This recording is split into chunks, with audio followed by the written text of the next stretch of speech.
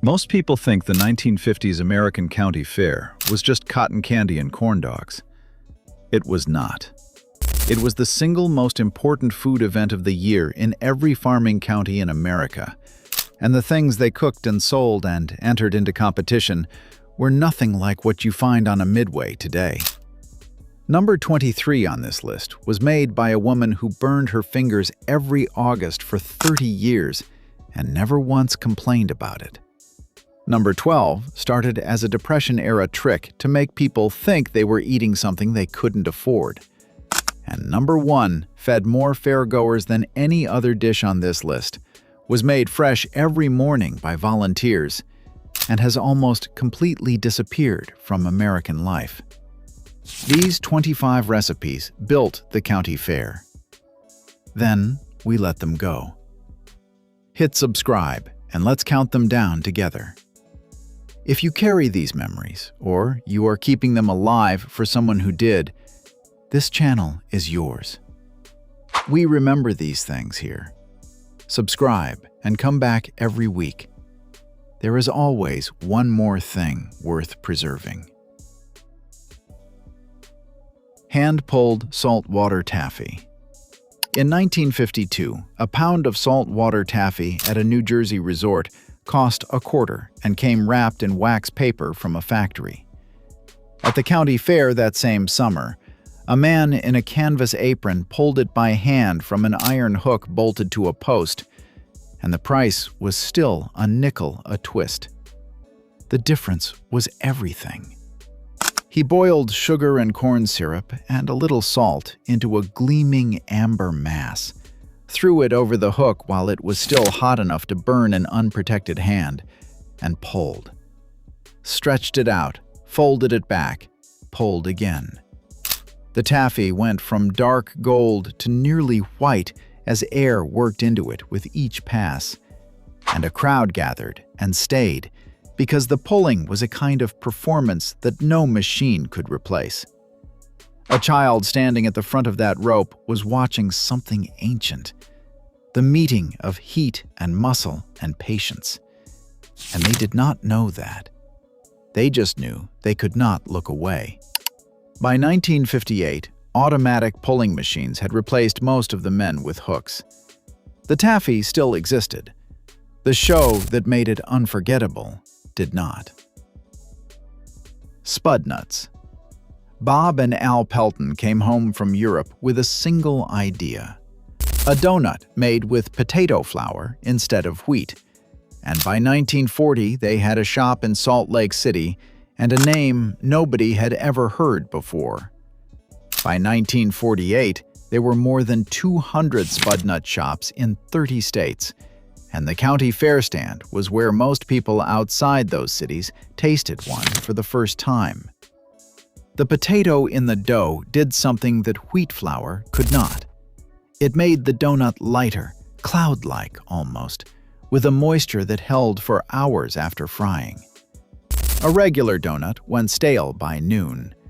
A spud nut was still soft at 3 in the afternoon, still tender at closing time, still better than anything the bakery down the road could produce from a wheat flour batch. The fair stand fried them fresh in hot oil, glazed them while still warm, and the smell pulled people in from 2 rows away. A dime bought 2, and most people ate both before they had gone 20 steps. Loose meat tavern sandwiches. This was not a sloppy Joe. That distinction mattered enormously to anyone who had eaten the real thing. The loose meat sandwich, called the Tavern in Iowa, where it was invented in the 1920s, was seasoned ground beef cooked loose in a skillet without being formed into a patty and without being drowned in tomato sauce. Just crumbled beef, a little vinegar, a little mustard, salt, and steam from the covered pan that kept the meat impossibly tender without making it wet. Piled onto a soft white bun with yellow mustard and dill pickle and raw onion, and eaten with a spoon as much as your hands, because the meat fell with every bite. A tavern cost 15 cents at the county fair in 1954. The stand that sold them often sold nothing else and needed nothing else. The seasoning was the recipe, and the recipe was the cook's. And the cook had learned it from the previous cook, who had learned it from the one before that. Popcorn balls. Somewhere on the midway, a woman stood at a kettle of bubbling molasses syrup and worked fast. She had to work fast. The window between the syrup hitting the right temperature and the moment it would set into something unworkable was less than 3 minutes. And she had learned that window the hard way, from her mother, who learned it the same way from hers. She poured the hot syrup over a bowl of fresh popped corn, tossed it until every kernel was coated in the dark, almost burnt sweetness of real molasses, then shaped it with her bare, buttered hands into balls the size of a softball. She wrapped each one in waxed paper and stacked them in a pyramid that glistened under the midway lights. A popcorn ball cost a nickel and was dense enough to be a meal. The molasses gave it a complexity that corn syrup versions never approached, a deep, slightly smoky edge underneath the sweetness. Pickled eggs from the jar. On the counter of every beer tent and lunch stand at every county fair in America in the 1950s sat a tall glass jar, cloudy with brine, full of eggs that had been sitting long enough to turn faintly pink from the beet juice in the liquid. The man behind the counter fished one out with a long fork when you ordered it and handed it to you dripping, and you shook salt and pepper over it and ate it standing there at the counter. The vinegar was sharp. The egg was firm all the way through, denser than a fresh boiled egg, the white slightly rubbery from the brine in the best possible way. Some jars used beet juice that turned the whites a brilliant magenta. Some used hot peppers floating in the liquid that lit your mouth on fire a full 10 seconds after you swallowed. Health codes written in the 1960s and 1970s made the open jar on the counter a liability. The cloudy glass jar disappeared from the midway. A snack that had existed at every American fair for a century was regulated quietly out of existence. City chicken on a stick. Despite the name, there was never any chicken in it. That was the joke and the point simultaneously. City chicken was invented in the industrial Midwest, Pittsburgh, Cleveland, Detroit, sometime in the 1920s and 1930s, when pork and veal were cheaper than chicken, and working families in those cities wanted something that felt like a celebration without costing what a celebration cost. Cubes of pork and veal were threaded onto a wooden skewer shaped to look like a small drumstick, breaded and fried until golden. It was a poor family's way of eating fancy, and the name admitted it openly. In the 1960s, when chicken farming industrialized and chicken became genuinely cheaper than pork, the entire reason for city chicken evaporated. The clever mock drumstick on a stick quietly disappeared from the menu. Nobody mourned it because nobody remembered what it had been pretending to be. Frozen custard. Here is the one that people argue about most, because frozen custard still exists in some places. But the frozen custard of the 1950s county fair was not what passes for frozen custard today, and the difference requires explaining. Real frozen custard was made with egg yolks, 3 or 4 yolks per quart, and churned slowly with as little air as possible. The result was dense, impossibly dense. A scoop of it sat heavy on a cone without softening for 10 minutes on a hot August afternoon because there was no air in it to collapse. It was the color of deep cream, and it tasted of egg and vanilla and something richer than either, and it melted on your tongue into a liquid that was thicker than anything soft serve ever produced. The fair stand made it in small batches and served it within hours of making it. A cone cost a dime, and the cone was soaked through by the time you were halfway down because the custard was that rich. Fried brain sandwiches.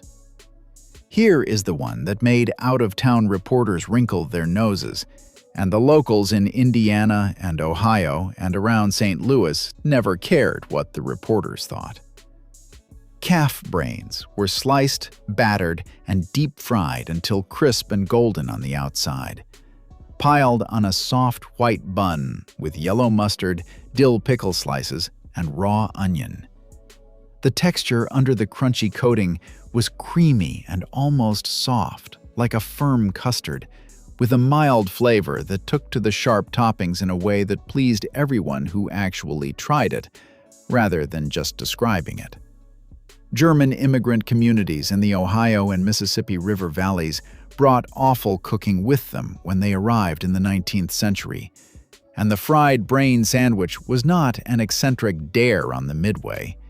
It was a point of regional pride, an inheritance, something your grandfather ate, and your father ate, and you ate because it was fair food, and fair food was this. Here is something the fair photography does not show you.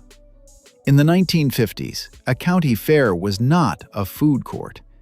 It was a collection of booths run by institutions: the Methodist Women's Auxiliary, the Grange Hall, the Volunteer Fire Department, the 4-H Club, the VFW Post.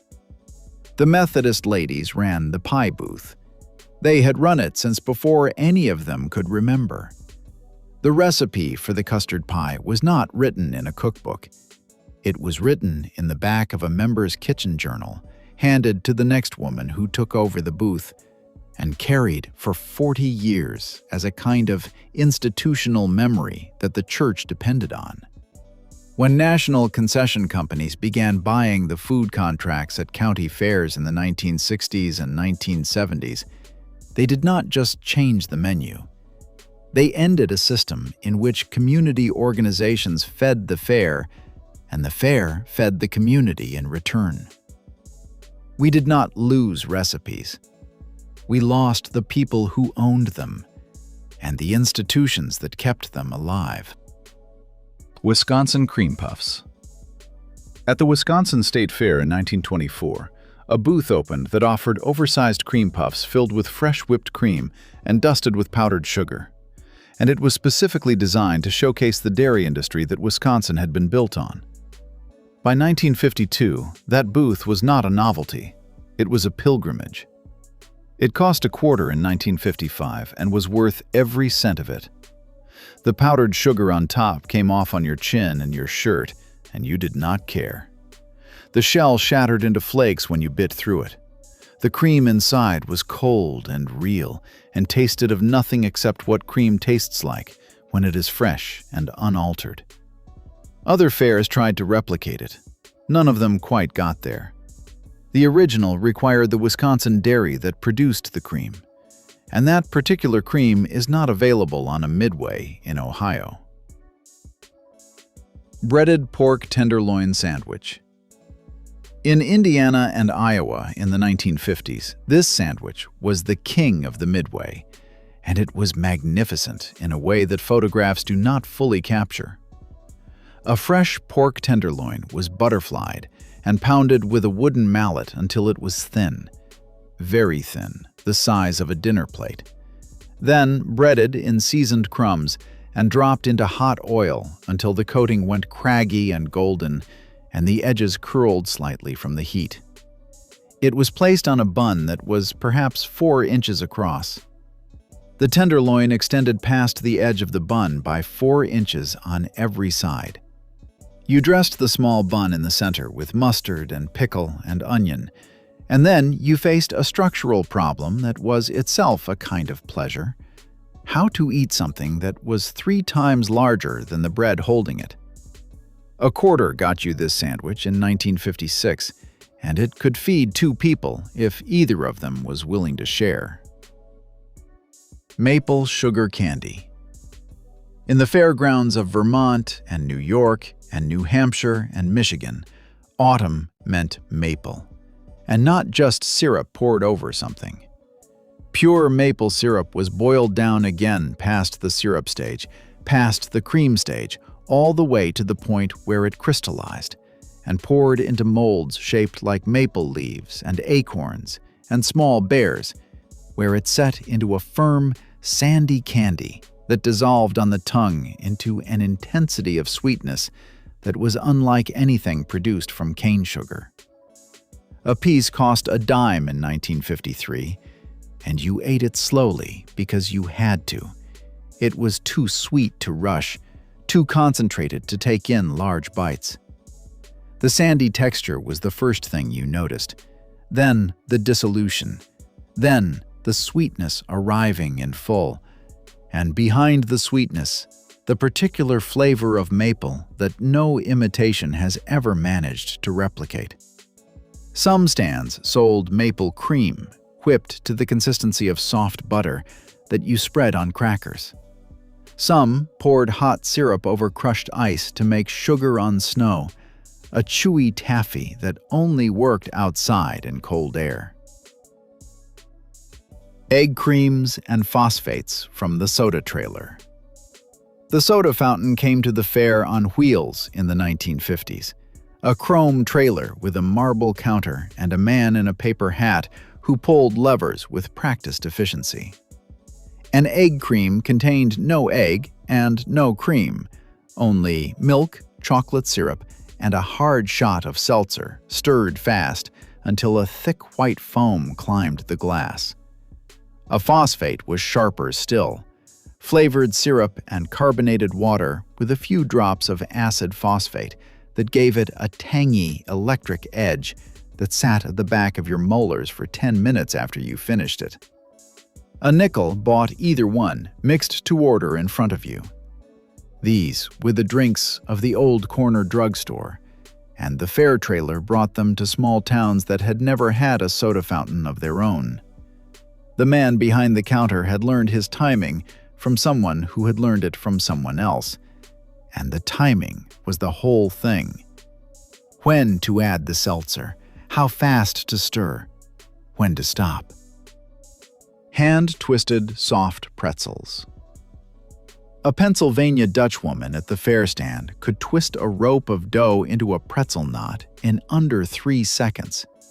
She had been doing it since she was 12 years old, watching her mother work the same stand at the same fair, and the motion was as automatic to her as breathing. The dough was dipped in a lye or baking soda bath before baking, the alkaline dip that gave the crust its deep mahogany color and its characteristic chew, and its flavor that was entirely unlike plain bread.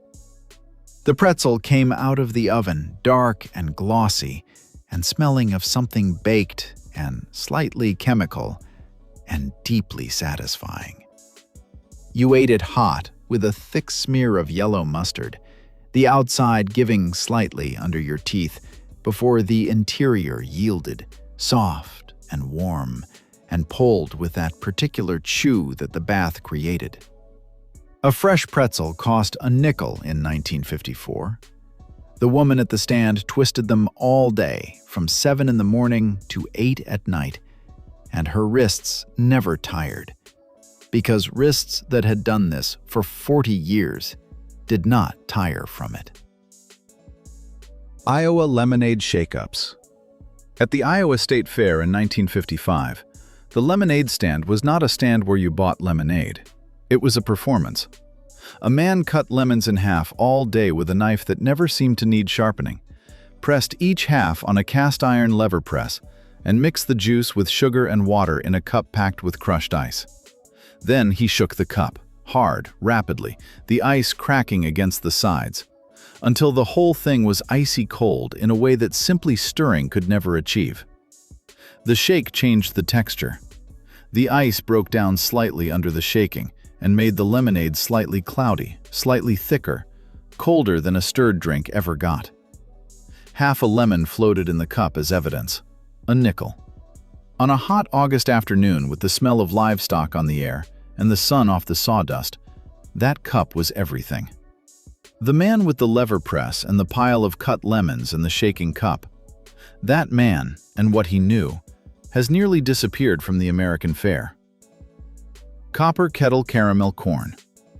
The secret that candy companies spent years and significant money trying to replicate was not a recipe. It was a pot. Specifically, it was a copper kettle. And copper was the trick that made County Fair caramel corn taste different from anything produced in a factory. Copper conducts heat with a precision and evenness that aluminum cannot match. The vendor cooked sugar and butter and a strong measure of real molasses in that copper kettle to a precise temperature. The hard crack stage, exactly. And the copper got him there without the hot spots that aluminum created, without the scorching that happened at the edges of a lesser pan. He folded in fresh popped corn while the caramel was still fluid, and stirred until every kernel was coated in a shell that set glossy and dark amber. He poured it on a marble slab to cool, broke it apart with his hands, and sold it warm in a paper sack for a dime. The molasses gave it a depth that plain caramel corn never had. Slightly smoky, slightly bitter underneath the sweetness. Complex in the way that simple things made with care are always complex. Boiled peanuts. Down south, the boiled peanut stand was the soul of the county fair. And to a visitor from above the Mason-Dixon line, it was one of the more confusing things on the Midway. Green, raw peanuts still in the shell were simmered for hours, not minutes, hours, in heavily salted water until the shells went soft and the nuts inside transformed from something crunchy into something that had the texture of a cooked bean, dense and soft and deeply savory. You cracked the wet shell with your teeth, sucked out the peanut and the hot, salty brine with it, and dropped the shell in the growing pile at your feet. A cup cost a nickel. The empty shells accumulated faster than the cup emptied. To a Georgian or a Carolinian, this tasted like every August of childhood, like the fair and the roadside stand and the tailgate and the front porch. To a visitor from Minnesota, it looked like a mistake. Boiling peanuts took a large iron pot and hours of simmering, and a man willing to stand next to it. As fairs standardized their food across the country in the 1960s and 1970s, the regional boiled peanut got squeezed out everywhere except the deepest South. Most of America has never eaten one. At most fairgrounds today, you never will. Homemade pie from the church booth. This one does not have a single recipe because it was never a single recipe. That is precisely the point. The church pie booth at the county fair in the 1950s existed in every town that had a county fair, staffed by women who had been baking since before they could reach the counter, selling pies made from recipes that had no written version and no standardized quantities. The custard pie had as much nutmeg as felt right. The apple pie had as many apples as the season gave. The amount of lard in the crust was not measured. It was known. A slice cost 15 cents in 1954. The money went to the church roof, or the Sunday school fund, or the missionary society. And everyone in the county knew that and bought a second slice because of it. The booth was run by the same women year after year. The recipes handed not from paper to paper, but from hand to hand. From the woman who was retiring to the woman who was taking over. Red candy apples.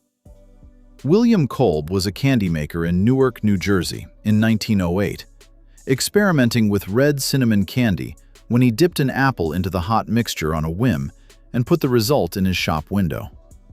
He sold the entire batch at 5 cents each before the day was out.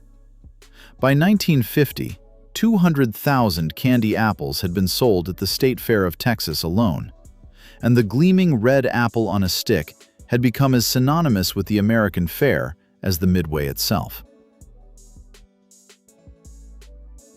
Here is what I want you to do. Find one of these and make it this summer. The copper kettle caramel corn with real molasses. The hand-squeezed lemonade with a whole lemon in the cup. The popcorn balls shaped by hand before the syrup sets. The red candy apple with the shell that cracks like glass. Make it the way they made it on the Midway, not the easy version, the real one. And then drop a comment below and tell me whether I was right. Tell me whether the machine version was ever as good. Tell me which one you are going to try. Tell me if anybody out there still remembers eating a fried brain sandwich at a county fair in Indiana. Because I want to know how many of us are left who remember what that was. Like this video if it brought something back. Subscribe if you want to keep remembering. And come back next week because there is always one more thing worth saving before it is gone entirely. Veal Parmesan. Before chicken Parmesan dominated every Italian-American restaurant menu, veal Parmesan was the original Friday night supper in Italian-American homes from Brooklyn to Chicago. Veal cutlets cost 89 cents a pound in 1962, today around $12. Breadcrumbs, egg, tomato sauce, and mozzarella. Total then under $1.50. Today under $15. Fed 4. You pound the veal thin. You dip each cutlet in egg, then breadcrumbs. You fry in olive oil until golden. You lay in a baking dish, spoon tomato sauce over each one, and top with mozzarella. You bake at 375 for 15 minutes. The cheese melts and bubbles. The veal goes tender under the sauce. Veal Parmesan came from Southern Italian immigrant kitchens in New York in the early 1900s. By 1962, it appeared in better homes and gardens as a standard American supper. Chicken replaced veal when prices shifted in the 1970s. The original has never tasted the same since. Ham and scalloped potatoes. Every church cookbook printed between 1955 and 1970 had this dish.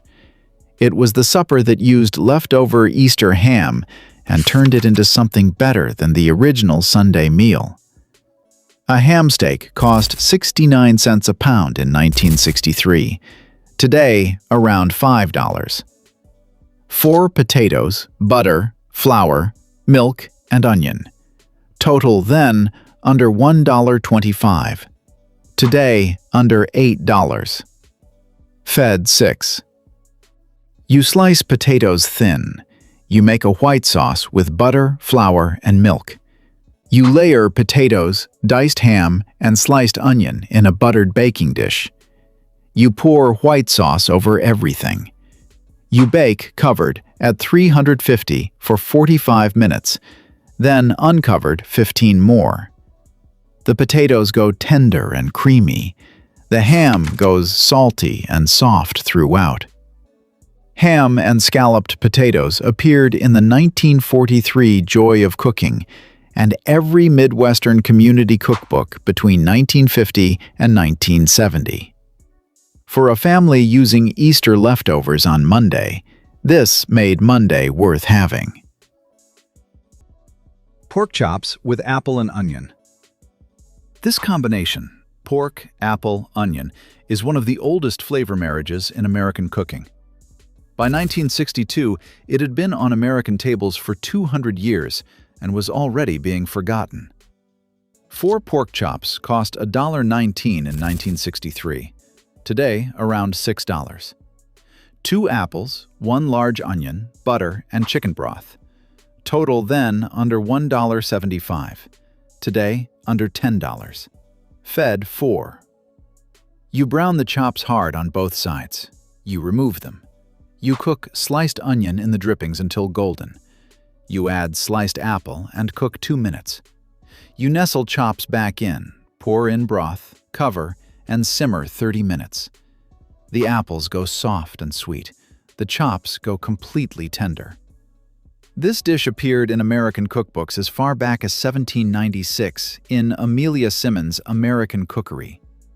By 1962, it was standard in every Midwestern church cookbook from Ohio to Iowa. Chicken livers with mushrooms. Before the food industry convinced America that organ meat was beneath them, chicken livers with mushrooms on toast was a respected Tuesday supper in working-class homes from New York to San Francisco. A pound of chicken livers cost 29 cents in 1962. Today, around $2.49. A pound of mushrooms, butter, onion, and sherry. Total then under 75 cents. Today, under $8. Fed 4. You slice onions thin and cook them slow in butter until golden. You add sliced mushrooms and cook until dark. You add the chicken livers and cook 4 minutes per side until just cooked through. You splash sherry in and let it reduce 30 seconds. Lobster Newburg. Before lobster became a luxury restaurant item, lobster Newburg was a sophisticated home supper that appeared in 1960s American cookbooks as an achievable Friday night meal for a family on a careful budget. A pound of lobster meat cost $1.29 in 1963. Today, around $30. Heavy cream, egg yolks, sherry, and butter. Total then under $2. Today, under $35. Fed 4. You melt butter in a double boiler. You add cooked lobster meat and warm it through. You whisk egg yolks with heavy cream and pour the mixture in slowly, stirring constantly until the sauce thickens to a rich velvet. You add sherry and a pinch of cayenne. You serve over toast points. The sauce is golden and impossibly rich. The lobster stays tender. Lobster Newburg was invented at Delmonico's restaurant in New York City in 1876. By 1962, it appeared in The Joy of Cooking as a home recipe. Today, it exists only in white tablecloth restaurants at $40 a plate.